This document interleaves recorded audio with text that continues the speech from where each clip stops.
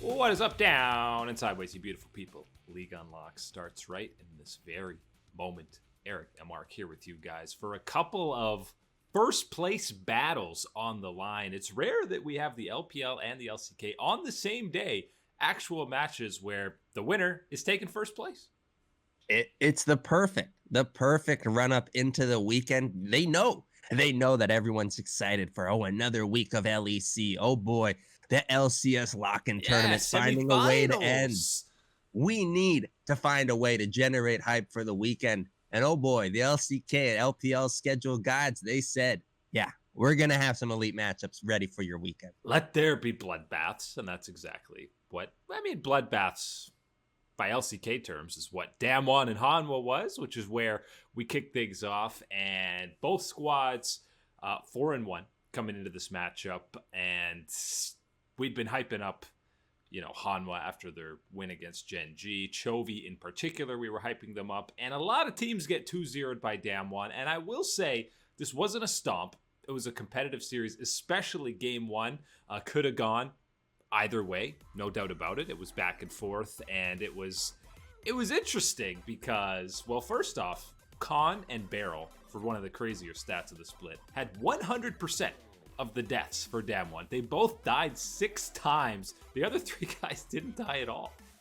I'm going to be honest with you. If you had told me that type of stat before the year and you had just left it at Khan, I'd be like, you know what? A little wild, all 12 deaths. Yeah, I can see something going really crazy here, going way ham. Sure, I could understand that, but adding in Beryl, that was a little unexpected. On Alistair, a pick that he usually has perma-banned against him.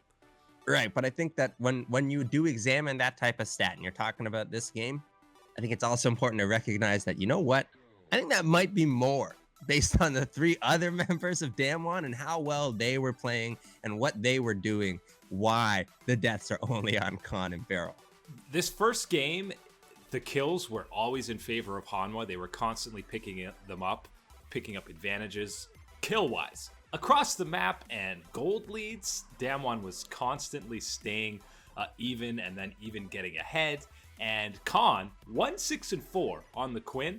My man picked up MVP with a stat line like that because of the split pushing pressure that he was putting on Dudu and the rest of the Hanwha Life roster. And across the map, Damwon says, oh, you're sending 2 bot to kill Khan. Oh, you're sending 3. Oh, Baron, turrets over here. It was just Khan constantly getting ganked by Hanwha and Damwon getting stuff across the map. And look, how many years ago would it have been that we could talk about someone like Khan and how they play the game and what they require? And could you think about saying that, yes, he's the MVP on a one on the type of scoreline that you've got on that Quinn? Oh my God.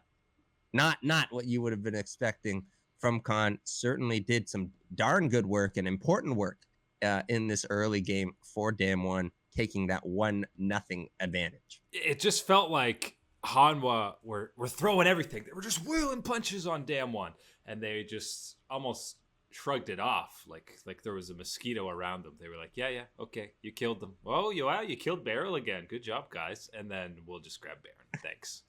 Yeah, Showmaker was just watching everything happen and going, yeah, that's cool. That's a little bit of some skill, I guess. And then he decides to turn up and show everybody exactly what the skill looks like at the top of the LCK. Yeah, when game 2 rolls around, it was very much Showmaker saying to Chovy, listen, you're pretty good, man, but there's a few world-class mid laners in the LCK.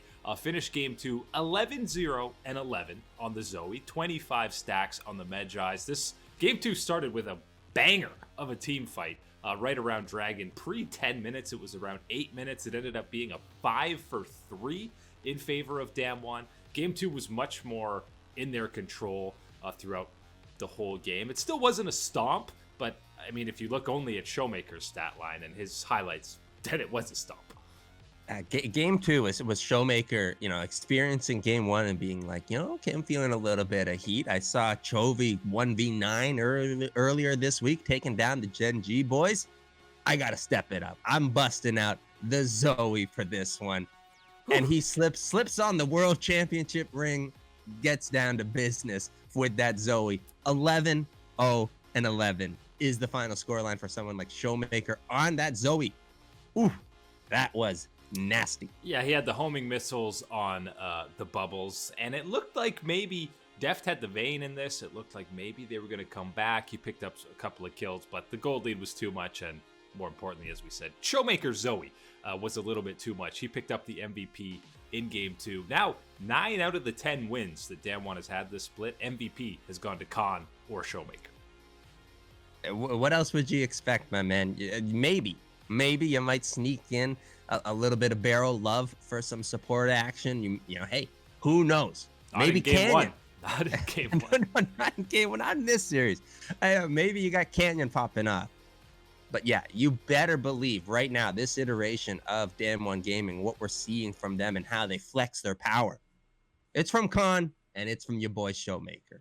Yeah, another 2-0 improves Damwon to 10-4, 5-1 series in first, and now 50% of their losses are from Freddie Brion. Just as we expected. You gotta love the bro squad ruining the day. For Hanwha, though, getting 2-0'd by Damwon, nothing new for most teams in the LCK. I still think they're performing better, and even in this series, because Game 1 was so close, and Game 2, they showed signs of life getting back into it. Positives you can take from this matchup for them. What we see from Damwon, you still got to give positives for the Hanwha Life squad. You know, Damwon is that top team. And, you know, if you don't think they're the top team, well, you're crazy, number one. But number two, they're your second team, right? So that's the situation right now at the top of the LCK. And then for Hanwha Life, what we've seen from them this week, right? Pulling off the big upset against Gen G, mainly on the back of a huge performance from Chovy. Heading into this series, putting up a pretty darn good fight, finding your own, you know, positive moments in this series, even with Damwon at the end flexing on you. You got to take away some victories here for the Hanwha Life squad, and especially just this week alone, seeing Chovy perform to that level. That's exactly, you know, if you're Hanwha Life, you're smiling from ear to ear. And Deft continues to look better and better as the season has gone on, because we know Chovy's going to be fantastic, but he's going to need some help if they actually want to be making a playoff run. Still sitting pretty at 4-2. They're second overall in the LCK. Even after this loss, listen, Damwon and Hanwha are great. But in the LPO, we're talking about perfection on the line. These guys, their records were already tainted with one loss coming into this. But RNG and World Elite, a couple of perfect squads, 5-0 for RNG, or 5-0 for World Elite, 4-0 for RNG. And just as everyone wanted to see coming into this season, Game 1, you get to see the coveted top lane tank Gragas out of Xiaohu. That's what I want to see. Hey, you know what I want to see is that game performance that he had on the Gragas. He was clean. That is the thing that we continue to be surprised about, and I want to talk and give praise to with this RNG team, the champion selection and execution from someone like Xiaohu when you're changing, right? When you're switching up. We were just talking about man's playing Lucian, man's playing Orianna, top lane, playing those mid laners up there looking good. Hey, let's throw the traditional up there in that top side. Gragas, that's as traditional, old school as it gets for the top lane tanks. Absolutely clean gameplay from him and clean performance in the first game of the series for RNG. Yeah, I mean, he got a lot of these fights started, the engages on that Gragas pick. And I mean, that's another champion that's been mid lane at times. I mean, Xiaohu's been around a long time, guys, when Gragas mid was actually a meta thing. So he's been around for a while, but I'm continually impressed with this RNG roster. And the most impressive part is how they move around the map. We just highlighted Damwon doing it against Hanwha, taking these favorable trades, sacrificing here as long as you're getting a net gain somewhere else. And RNG, whether it's sneaking objectives with perfect vision control, just trading up when it comes to turrets across the map. I don't know who's doing the majority of the communicating on this roster, but man, it's working. I think it's got to be Wei and Ming, right? When you're looking, usually who's doing that type of communication, most times it's the jungler or the support finding a way to make some type of voice heard in that situation. And when you're looking at this RNG team and what you have in that position with Wei and Ming, what they were doing, how they were performing, I mean, they get the coveted double thumbs up from me on that performance today.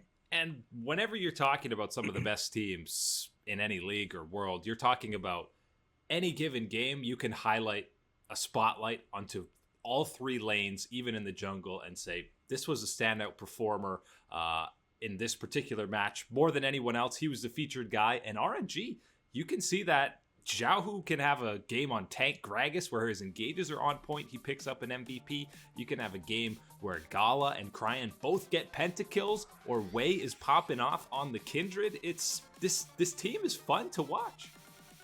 There's a lot of excitement with this new RNG team and what they're going to be able to do. And I'm just telling you what, the story makers, this is exactly the perfect opportunity for a little thing I like to call the Uzi return, but not to RNG. No. Let's have some spice, and let's return Uzi to your boys on Rare Adam. There it is. That's the turnaround, the run back season where they come back to Uzi says, what, RNG's good without me? I thought this team would be forever in the abyss when I'm not on the roster. Can't have that. He's gonna have an attitude, and the team with an attitude. That's Rare Adam, baby. But listen, Gala, we've talked about filling Uzi's shoes is impossible, but this dude 14-2-9 on a couple of Zaya games, and we're seeing him become even more comfortable as the season goes on, and we're seeing him Featherstorm forward, flash forward, be aggressive like we saw for so many years out of Uzi. He just has that confidence flowing, and the team's backing him up. You had Uzi, and then after Uzi, we were talking, okay, Betty's there, and Betty's filling in the shoes pretty darn well. He's doing what he can, but of course, nobody's going to be Uzi. Still the situation. Gala's not Uzi, but he doesn't have to be, my man. What is going on with RNG and how they're playing, what he's doing alongside Ming has been fantastic this year, but especially talking about his awareness in these team fights, where he needs to be, the positioning, the damage that needs to come through. All of these are being checkmarked right off by Gala, and he is there collecting the stats, collecting the victories alongside his RNG teammates. And we've been praising World Elite the whole season. Obviously, 5-0, they started the split, and then RNG comes in. Less than an hour on the Rift, they 2-0 them. They had a 13k gold lead in game 2. It's not just these guys are overperforming now. They're a legit squad. Yeah, and this is one where, look, that doesn't take away any of the praise that we've been giving to the individual members, or even as a whole, the team, WE, and what they're going to be able to do this year. Have full faith in them bouncing back, becoming stronger, finding a way back into this conversation of these type of hyped up matchups. But absolutely, the props do need to go to RNG when you consider how well we were talking up WE, what this match signifies, and then again, continuing in that perfect record. You're looking at RNG, and the only real challengers that you can talk about left in the LPL at the top of the table for them would be the still perfect EDG. And then as well, the big rivalry's back, RNG, EDG. What year is it again? Yeah, we're back to the old guard of the LPL. And then you get to throw a little bit of the new blood with FPX and Nuggery, what's going on there, and especially LWX, my man, what's going on there for FPX. If when RNG and EDG meet, you gotta sub Clear Love in just to start him in that game, so that Uzi can be watching and just want to smash his computer having to watch that. And that's how we get Rare Adam Uzi right there, man. I'm taking this league over. That's Clear the comic book birth. Clear Love on EDG. It's a great origin story. But yeah, 5-0 now for RNG, 10-2 overall game score, sitting very pretty. We got more big LPL matches this weekend. IG versus FPX, the main course to be checking out on Saturday. Gotta love some Saturday LPL action heading up for you. Look, they got to make sure that they hype us up for the weekend, for the LEC, for the LCS lock-in tournament, but they got you covered. They're saying, look, if they suck, if they're boring, we got you covered, my man. We got some spicy LPL action still heading on you for Saturday. Sunday, by the way, also TES versus JDG. So they got both days covered in the LPL for the hype matches. They had to make up for the LCK. They got theirs over with early, the big matches. So bless the LPL, my man, giving us some good action. Thank you, based LPL. But RNG, EDG, Damwon, all sitting pretty towards the top of their standings. That's it today for League Unlock. Eric and Mark here with you guys. Enjoy the games over the weekend. We'll catch you guys and gals on